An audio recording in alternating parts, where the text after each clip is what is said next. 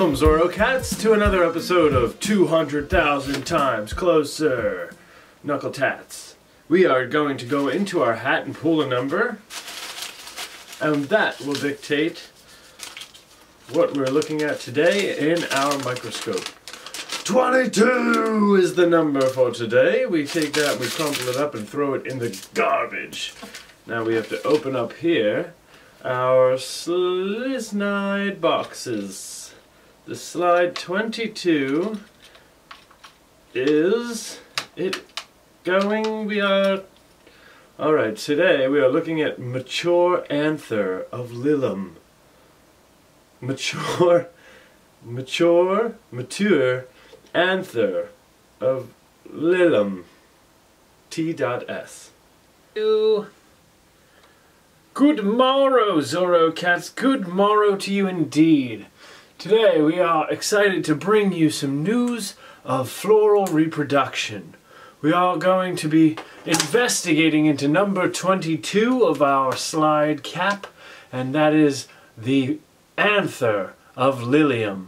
The Lilly anther is the male sexual reproduction organ, and I am happy to describe to you how floral reproduction works. So we shall be talking birds and bees.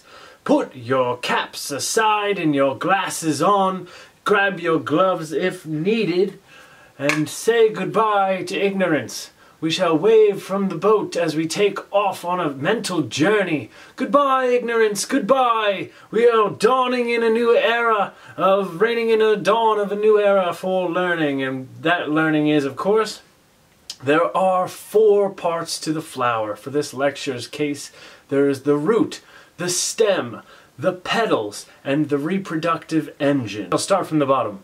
In the lily's case, there is a bulb. It is a perennial flower. It blooms annually, and that means that the bulb remains under the earth, and then it shall produce a stem, and the stem shall produce the petals, produce the reproductive engine, and it shall go forth annually. The lily, I have read, can reproduce asexually, although most flowers, and in most cases, would prefer to be sexually activated by the interaction of other flowers with pollen and stigma, which is the female side of the reproductive segment. But to sustain the species life takes interaction with other flowers. Well, how do we do this? We shall invite insects and birds to come and visit. Brightly colored petals, sweet nectar. It is a tourist location, a wonderful travel destination where visitors should come and brush against the stamen and collect pollen and then travel to other flowers and drop them off at the stigma. The stigma, of course, is created from the base at the ovary where the ovules collect pollen and turn them into bulbs of other lilies in this case. Moving forward, boobity-bop-ba-doo. What is a carpel? The female reproductive side. Now, we are going to be talking mostly of the anther, but the carpel is important as well, and I would like to mention the carpel is the center follicle coming from the floral axis. The carpel starts with the ovary, then you have a style protrusion, which is a follicle of its own kind, and a stigma at the top, and this is where the pollen is dropped by the visiting insects and birds, and this is where the pollen is received by the ovules, and life is created for the next generation of flowers. So it's incredibly important that these relationships are understood where one flower has both male and female genitalia. I find it very interesting personally. What the most important differentiating factor would be is that this flower is a village. It is a town of people, a tribe of people. In this metaphor for human and animal reproduction, because you have the queen and you have the pawns, the proponent male pollen donators, you know, as far as the beehive and the flower working so similarly together. They evolved together through millions of years, and the bumblebee and the flower are in a partnership that is stronger than time itself. Without a bumblebee or a flower, then we shall all die shortly. Clearly. So, I shall remove my glasses at this stage. I've talked quite a bit without getting to the point. So let's take a look here into the microscope at the anther. Now,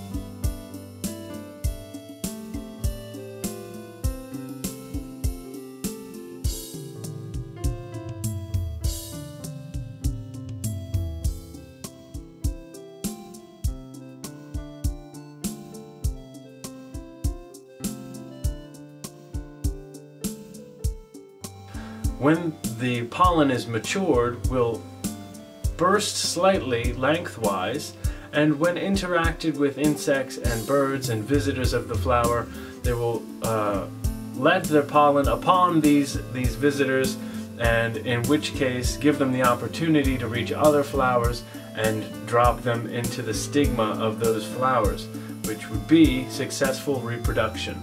Back to business.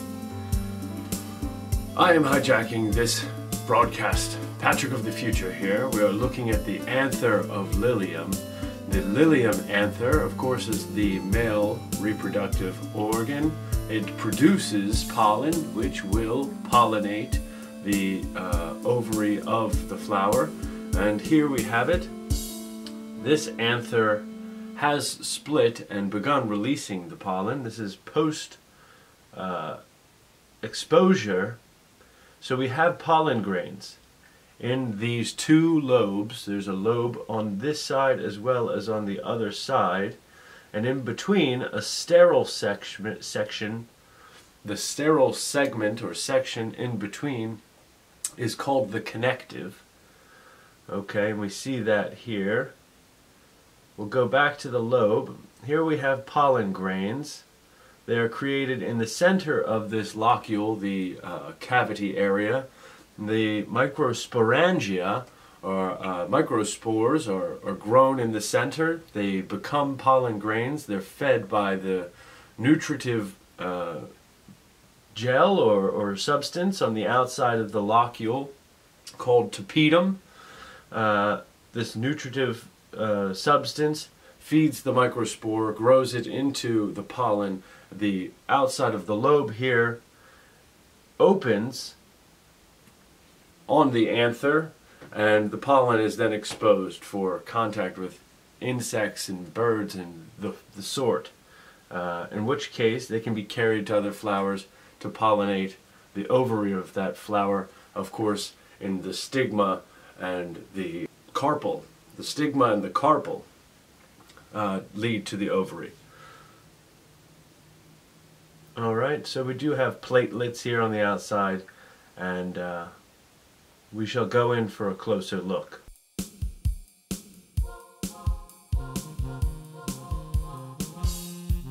And here we have it. So I do want to get a little bit closer just on one of these microspores.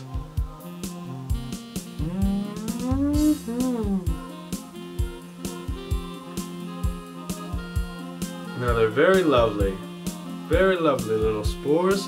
You can see the pollen there growing, and I do want to see some of these more odd shapes. The mutations. There are many mutations in flowers in general, the anther being one of them. The anther can be attached at either end or the center of the stamen. The stamens can be fused together. The bulbs, it has been heard that lilies produce asexually at times, and the bulbs can then divide, creating two stalks or stems. or sometimes be fused two stems sharing a single bulb. The mutations are endless. I do want to mention, and we shall drop in again. You can see as well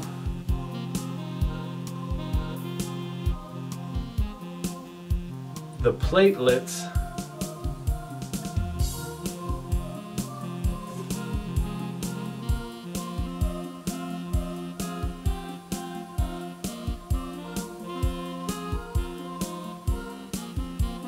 see the spores, the pollen potentially,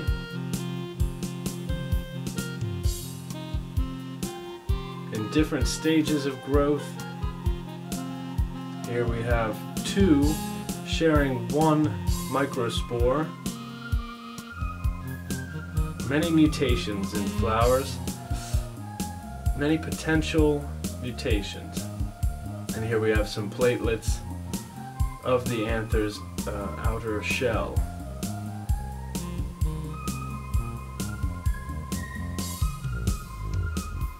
Oh, bright.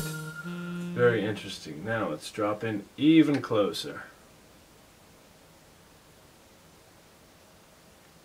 There we have it.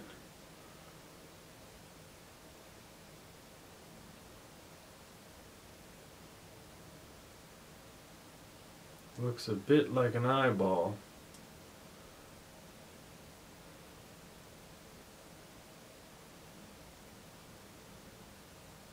There's some of the tapetum.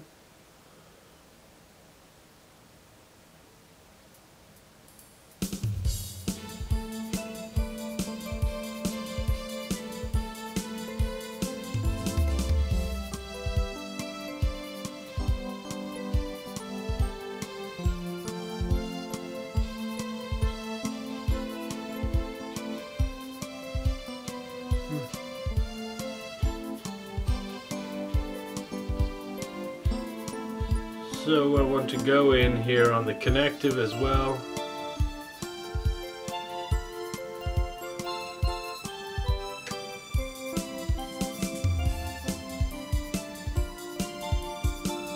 This, of course, would be the portion of stamen attached to the anther in a sterile segment between the lobes.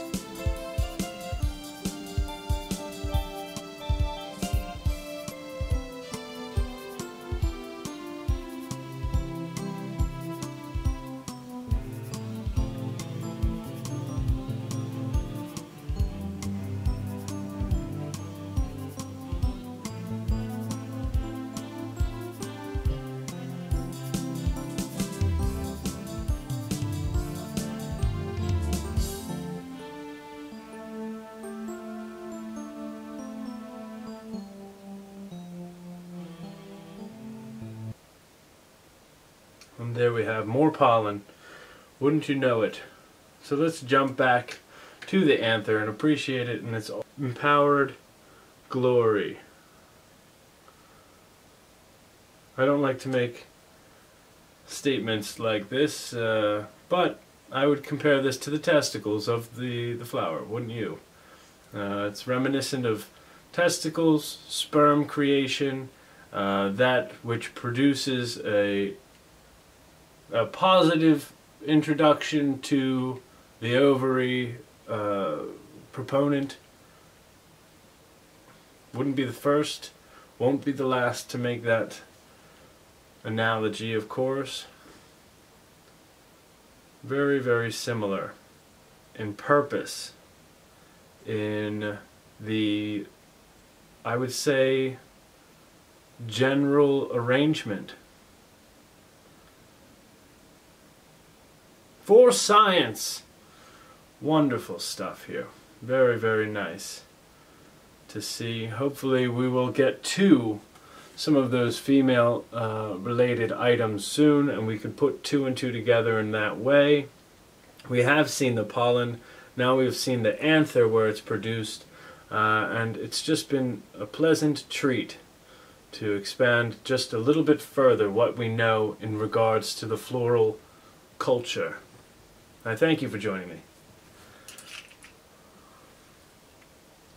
If you thought this video was magnificent, then be sure to click the like button. You can always share.